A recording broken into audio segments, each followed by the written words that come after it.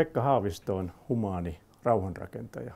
Jos ja kun Suomi myöhemmin tänä vuonna valitaan YK:n turvallisuusneuvoston vaihtuvaksi jäseneksi, on hyvä, että Suomella on presidentti, joka tuntee kansainväliset kriisit. Erilaisuuden sietokyky tässä meidän hyvin monimutkaisessa maailmassa tällä hetkellä on aivan oleellista. Ja Pekka Haavisto, jos kukaan, edustaa tällä hetkellä suvaitsevaisuutta, erilaisuuden sietokykyä ja nimenomaan sen, että pystytään erilaisuutta sovittelemaan, hyväksymään ja löytämään sieltä yhteisiä linjoja.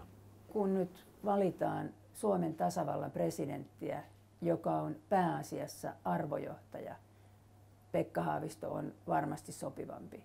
Jos ihminen voi olla onnellinen, niin humaanissa maailmassa elämä on paljon onnellisempaa kuin siellä, missä pyssyt paukkuu ja ollaan kovia. Mä oon tuntenut Pekka Haavisto ihan sieltä teiniajoista alkaen ja seurannut hänen kehitystään ja hänen toimiaan ympäri maailmaa ja kotimaassa. Ja no, edelleen kehityskykyinen herra, vaikka onkin jo tuohon ikään nähden erittäin viisas mies.